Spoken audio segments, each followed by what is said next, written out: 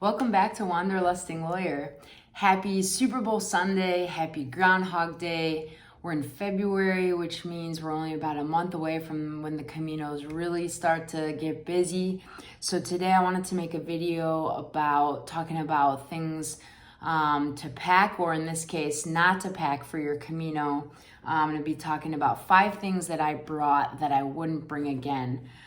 Especially keeping in mind how heavy my pack was. You know, if you watch my other videos, you know that I carried some heavier weight. I had more clothes than people normally bring. It worked out great for me. I felt strong at the end. I used almost everything I brought. Doesn't mean I didn't bring too much, but I did use almost all of it except for a few things. And even if I used them, maybe I didn't love them. So hopefully if you're thinking about whether you should bring any of these, this helps you make your decision one way or another based on how they did or did not work out for me. So the first thing I wouldn't bring again, I actually can't show you because it's holding up my phone. It's my phone tripod. It's what I use to record these videos. And I had a vision of kind of keeping my channel active when I was on the Camino, bringing videos and stories. And it didn't happen for a couple of reasons. The internet, the bandwidth wasn't great with what I had, either the free Wi-Fi at the albergues or my free Wi-Fi with T-Mobile, which is not very fast. Usually it's good for WhatsApp and email and things like that, but not for loading videos. And also I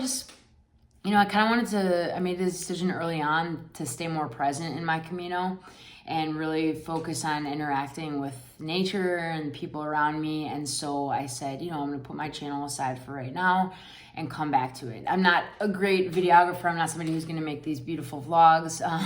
So I didn't use it once, and it does weigh probably close to a pound, about this big. It's skinny, but it had spot in my bag, but I won't bring it again unless I kind of change my philosophy on using it. But if you are someone planning on making videos, it's a great tool to have. The scenery around you is amazing, and it gives more, perspective if you can hold your phone with that and talk to your viewers. I won't bring it again though. Number 2, I also can't show you because I can't find it. It's my Nook, which is an e-reader. So I had books on that, and I thought I was going to have so much time to read on the Camino. And I guess I did have a lot of time, but that's not how I chose to use my time. I either was, doing laundry, talking to other pilgrims, napping, visiting the local town, trying to journal or, create meaningful Facebook posts for my friends and family who are following along. So I actually didn't read once.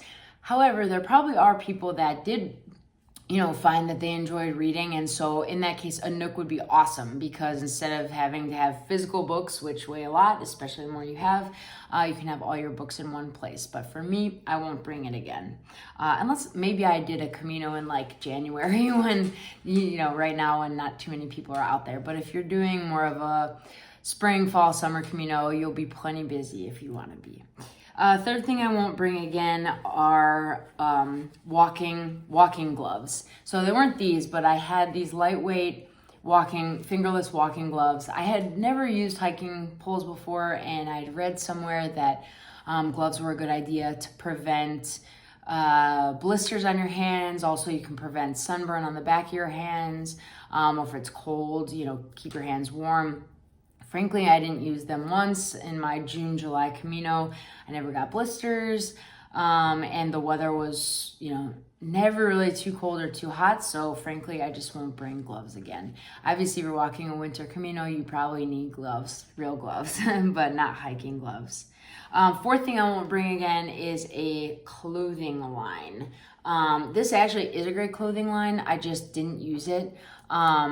I maybe used it once when I had a private hotel room earlier on in the Camino.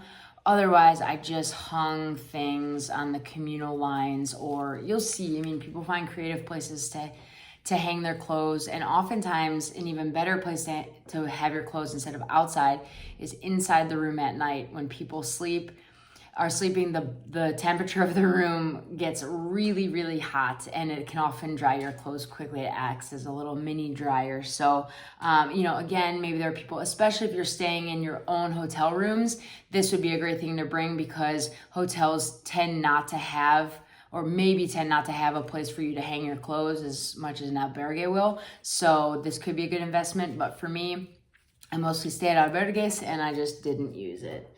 Finally, if you've seen my video on the scrub a wash bag, you know that I give this a nay for the Camino de Santiago. It's a great concept. I just didn't find it to actually get my clothes any cleaner than hand scrubbing did, especially for the investment.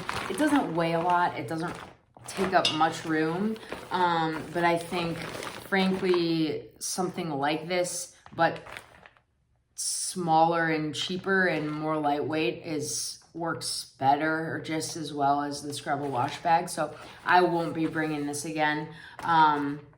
Yeah, so those are my 5 things I won't be bringing on my next Camino. And the next video I do, I will talk about 4 or 5 things that I wish I'd had at the start of my Camino that I didn't think about. Buen Camino.